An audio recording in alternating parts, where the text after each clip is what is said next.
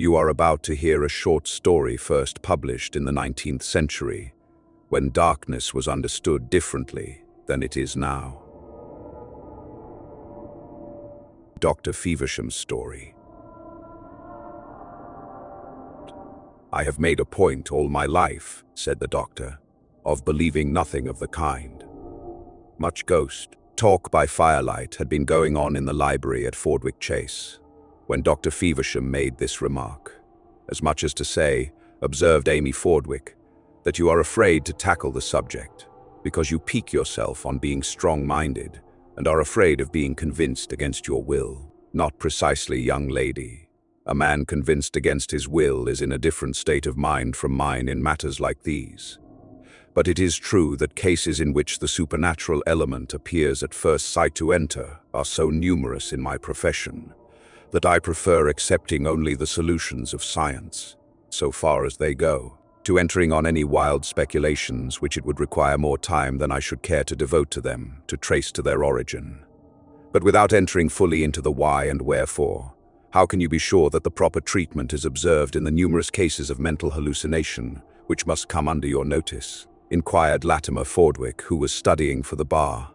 "I content myself, my young friend, with following the rules laid down for such cases, and I generally find them successful," answered the old doctor. "Then you admit that cases have occurred within your knowledge of which the easiest apparent solution could be one which involved a belief in supernatural agencies?" persisted Latimer, who was rather prolix and pedantic in his talk. "I did not say so," said the doctor. "But of course he meant us to infer it," said Amy. "Now, my dear old doctor, do lay aside professional dignity and give us one good ghost story out of your personal experience. I believe you have been dying to tell one for the last hour. If you would only confess it.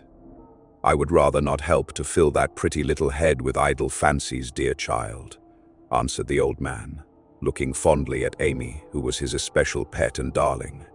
"Nonsense, you know I am even painfully unimaginative and matter-of-fact. And as for idle fancies, is it an idle fancy to think you like to please me?" said Amy coaxingly. "Well, after all, you have been frightening each other with so many thrilling tales for the last hour or two that I don't suppose I should do much harm by telling you a circumstance which happened to me when I was a young man, and has always rather puzzled me."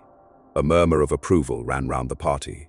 All disposed themselves to listen, and Dr. Feversham, after a prefatory pinch of snuff, began. "In my youth I resided for some time with a family in the north of England, in the double capacity of secretary and physician. While I was going through the hospitals of Paris, I became acquainted with my employer, whom I will call Sir James Collingham, under rather peculiar circumstances which have nothing to do with my story.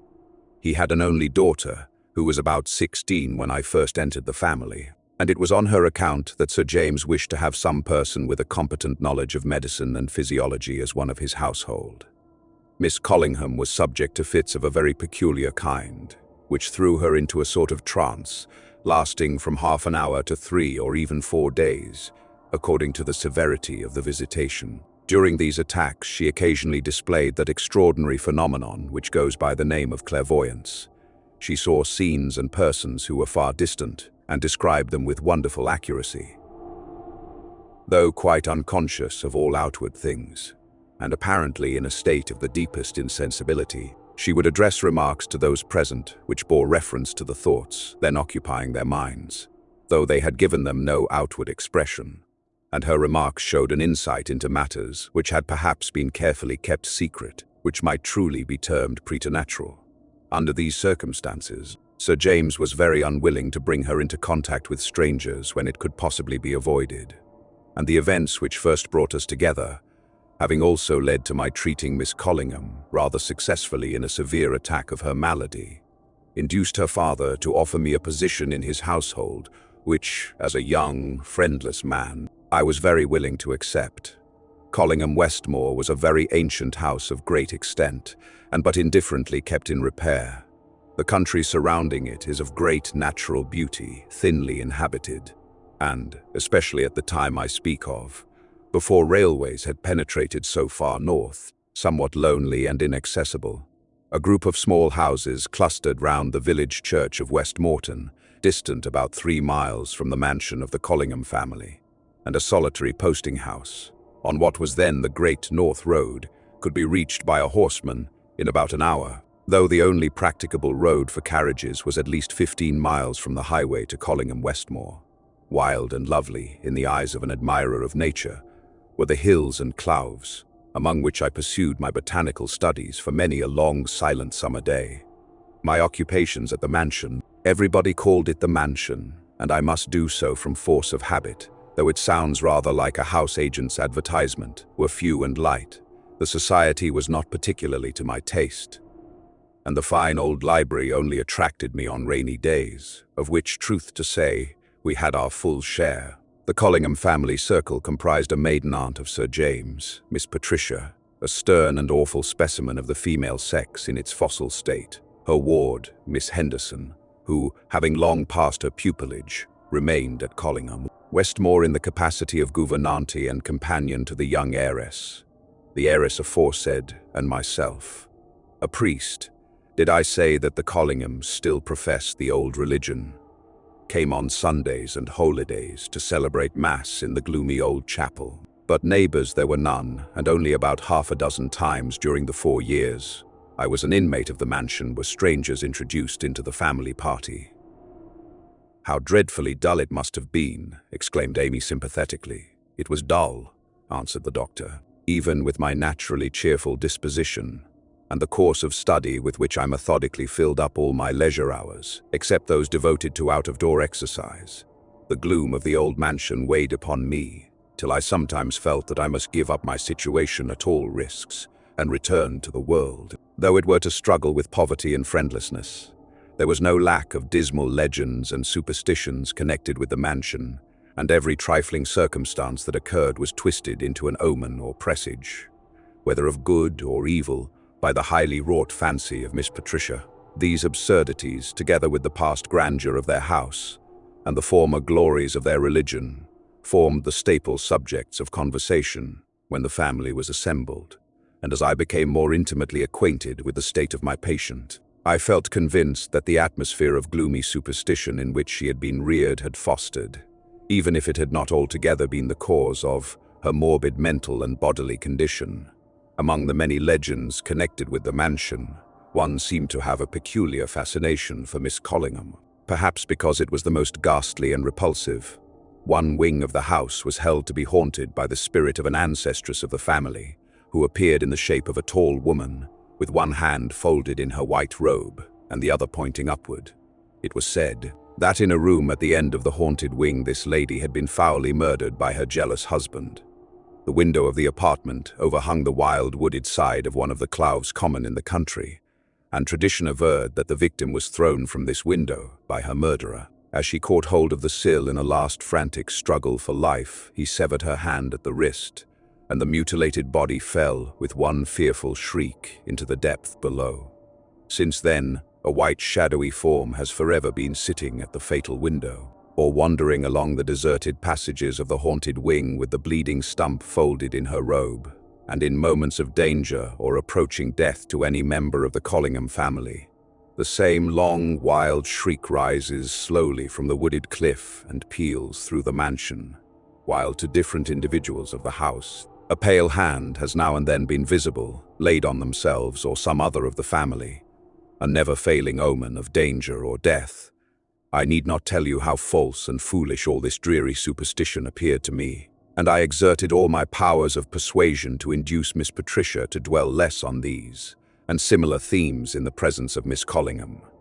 But there seemed to be something in the very air of the gloomy old mansion which fostered such delusions, for when I spoke to Father O'Connor the priest, and urged on him the pernicious effect which was thus produced on my patient's mind, I found him as fully imbued with the spirit of credulity as the most hysterical housemaid of them all.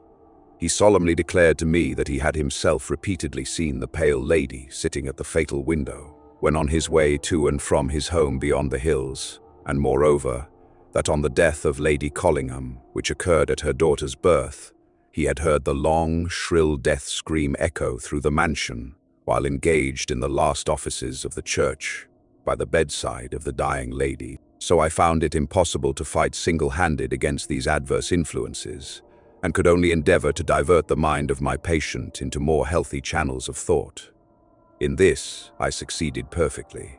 She became an enthusiastic botanist, and our rambles in search of the rare and lovely specimens which were to be found among the woods and moors surrounding her dwelling did more for her health, both of body and mind, than all the medical skill I could bring to bear on her melancholy case. 4 years had elapsed since I first took up my abode at Collingham, Westmore. Miss Collingham had grown from a sickly child into a singularly graceful young woman, full of bright intelligence, eager for information, and with scarcely an outward trace remaining of her former fragile health. Still, those mysterious swoons occasionally visited her, forming an insurmountable obstacle to her mingling in general society, which she was in all other respects so well fitted to adorn. They occurred without any warning or apparent cause. One moment she would be engaged in animated conversation, and the next, white and rigid as a statue, she would fall back in her chair insensible to all outward objects, but wrapped and carried away into a world of her own, whose vision she would sometimes describe in glowing language, although she retained no recollection whatever of them when she returned, as suddenly and at as uncertain a period, to her normal condition. On one of these occasions we were sitting, after dinner, in a large apartment called the summer dining room. Fruit and wine were on the table, and the last red beams of the setting sun lighted up the distant woods which were in the first flush of their autumn glory. I turned to remark on the beautiful effect of light to Miss Collingham, and at the very moment I did so she fell back in one of her strange swoons, but instead of the death-like air which her features usually assumed, a lovely smile lighted them up, and an expression of ecstasy made her beauty appear for the moment almost superhuman. Slowly she raised her right hand and pointed in the direction of the setting sun. "He is coming," she said in soft, clear tones. "Life and light are coming with him, life and light and liberty." Her hand fell gently by her side. The rapt expression faded from her countenance, and the usual death-like blank overspread it. This trance passed away like others, and by midnight the house was profoundly still. Soon after that hour, a vociferous peal at the great hall bell roused most of the inmates from sleep. My rooms were in a distant quarter of the house, and a door opposite to that of my bedroom led to the haunted wing, but was always kept locked.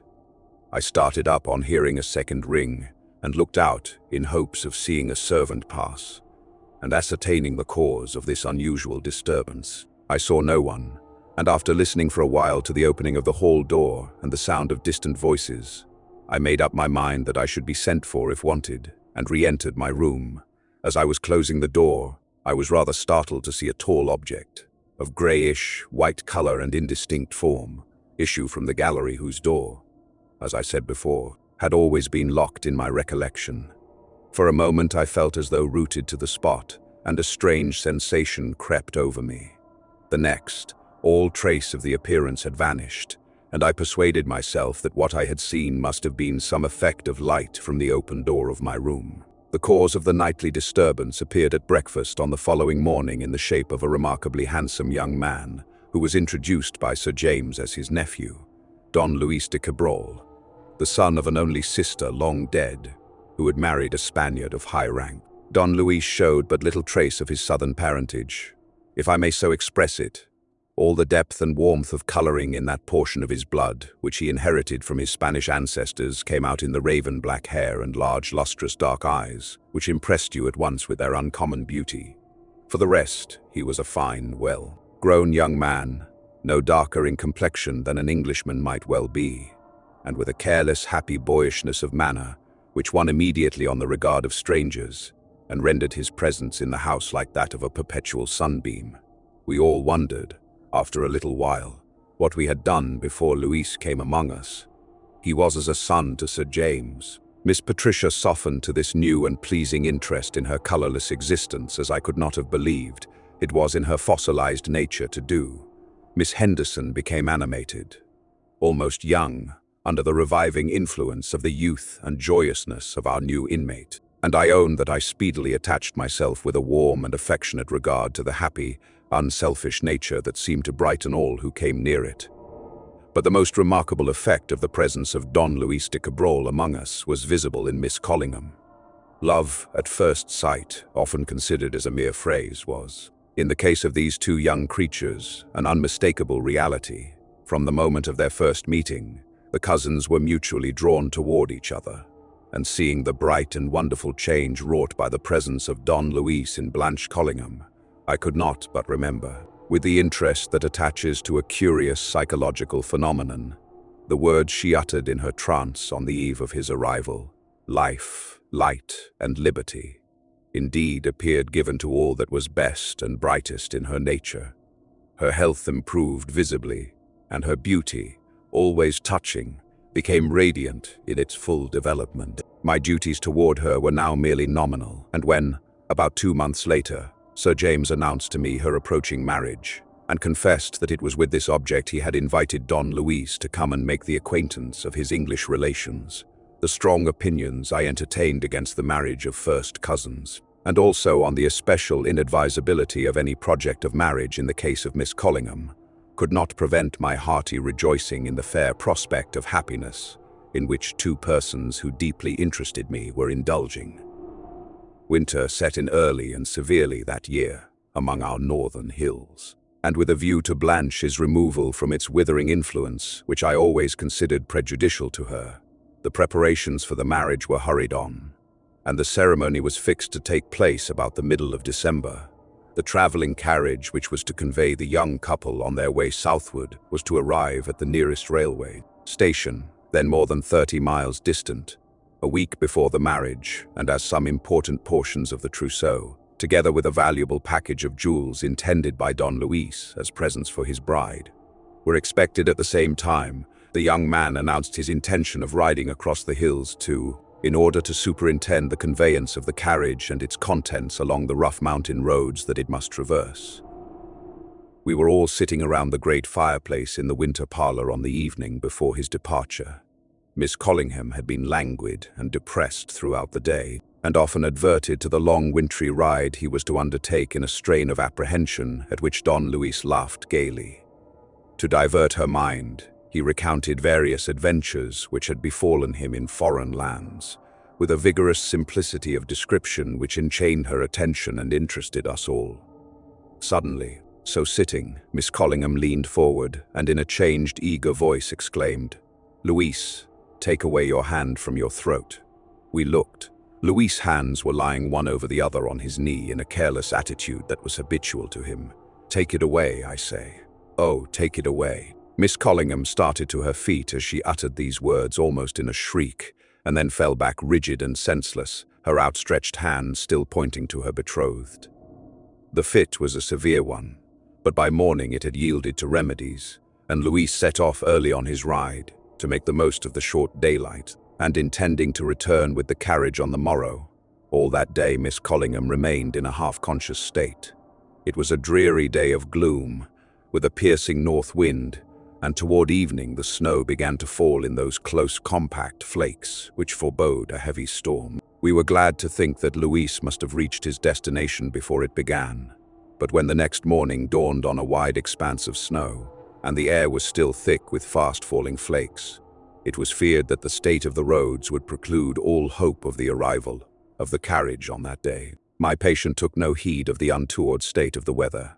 She was still in a drowsy condition, very unlike that which usually succeeded her attacks, and Miss Henderson, who had watched by her through the night, told me she spoke more than once in a strange, excited manner, as though carrying on a conversation with someone whom she appeared to see by her bedside. As the good lady, however, could give but a very imperfect and incoherent account of what had passed, I was left in some doubt as to whether Miss Collingham had seen more or Miss Henderson less than there really was to be seen, as I had before had reason to believe that she was not a very vigilant nurse. So the hours went on, and night closed in. Sir James began to feel some uneasiness at the non-appearance, not only of Don Luis, but also of the priest, who was to have arrived at Collingham Westmore on that day. On questioning some of the servants who had been out of the house, the absence of Father O'Connor, at least, was satisfactorily accounted for. They all declared that it would be quite impossible for those best acquainted with the hills to find their way across them in the blinding drifts which had never ceased throughout the day. We concluded that Father O'Connor and Don Luis were alike storm-stayed and had no remedy but patience. Late in the evening, it must have been near midnight, I was in Miss Collingham's dressing room with Miss Patricia, who intended to watch by her through the night. We were talking by the fire of the snowstorm which still continued, and of the hindrance it might prove to the marriage, the day fixed for which was now less than a week distant, when we heard a voice in the adjoining room where we imagined the object of our care to be sleeping. We went in. Miss Collingham was sitting up in bed, her eyes wide open, in one of her rigid fits. She was speaking rapidly in a low tone, unlike her usual voice. "You cannot get through all that snow," she said. "Get help. There are men not far off with spades. Oh, be careful. You are off the road. Stop. Stop. That is the way to Armstrong's Clough. Does not the postboy know the road? He is bewildered. I tell you it is madness to go on. See, one of the horses has fallen. He kicks. He will hit you. Oh, how dark it is, and the snow covers your lantern, and you cannot see the edge. Now the horse is up again, but he cannot go on. Do not beat him, Luis. It is not his fault, poor beast. The snow is too thick, and you are on rough ground. Now he rears. He backs. The other one backs also. The wheel of the carriage is over the edge." The scream with which these wild, hurried words ended seemed to be taken up and echoed from a distance. Miss Patricia stared at me with a ghastly white face of horror, and I felt my blood curdle as that long, shrill, unearthly shriek pealed through the silent passages. It grew louder and nearer, and seemed to sweep through the room, dying away in the opposite direction. Miss Patricia fell forward without a word in a dead faint. I looked at Miss Collingham. She had not moved, or shown any sign of hearing or heeding that awful sound. In a few seconds, the room was filled with terrified women, roused from their sleep by the weird cry which rang through the house. Miss Patricia was conveyed by some of them to her own room, where, after much difficulty, we restored her to consciousness. Her first act was to grasp me by the arm. "Mr. Feversham, for the love of the Holy Virgin, do not leave me. I have seen that which I cannot look upon and live." I soothed her as best I might, and at last persuaded her to allow me to leave her with her own maid in order to visit my other patient, promising to return shortly. I found no change whatever in Miss Collingham. Sir James was in the room trying to establish some degree of calmness and order among the terrified women. We succeeded in persuading most of them to take a restorative and return to bed, and leaving two of the most self-possessed to watch beside Miss Collingham, who was still completely insensible. We went together to Miss Patricia's room. "Brother, I have seen her," she exclaimed on Sir James' entrance. "Seen who, my dear Patricia?" "The pale lady, the spectre of our house," she replied, shuddering from head to foot.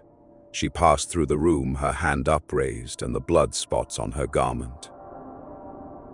"James, my time is come, and Father O'Connor is not here."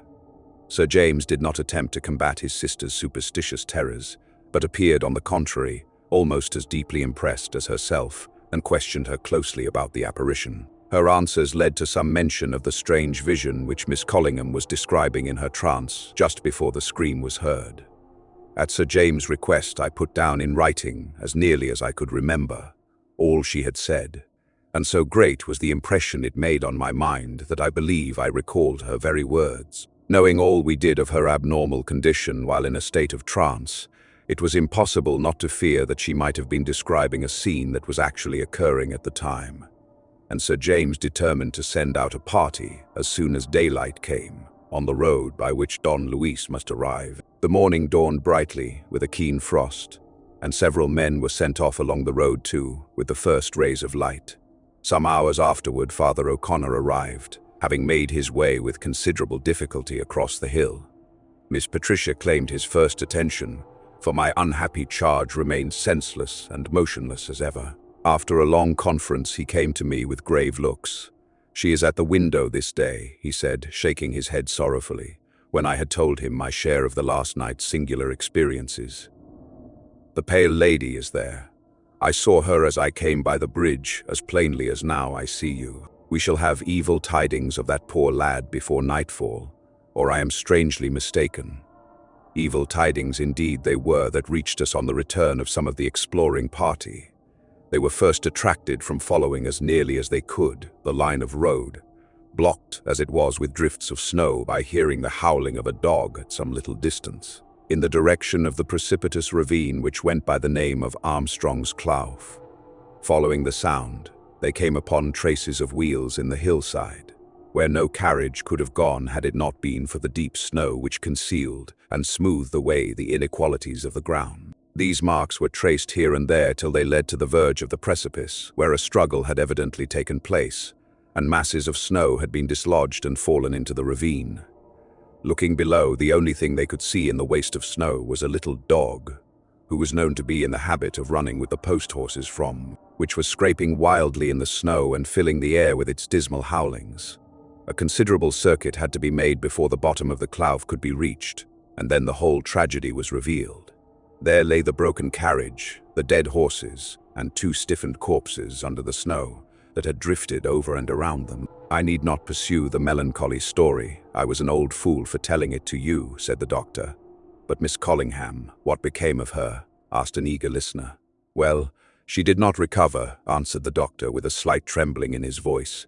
"It was a sad matter altogether, and within a short time she lay beside her betrothed in the family vault below the chapel. Sir James broke up his establishment and went abroad, and I never saw any of the family again." "And what did you do, doctor?" "I went to London to seek my fortune as best I might, and I hope you may all prosper as well, my young friends." "And is it all really true?" asked Amy, who had listened with breathless attention. "That is the worst of it, it really is," said the doctor. Thank you for listening. If you'd like to support this podcast or hear extended episodes, you'll find links in the description. Good night. Thanks for listening to Hearthside Horrors. Please note that the narration in today's episode was produced using high-fidelity synthetic narration. Sleep well.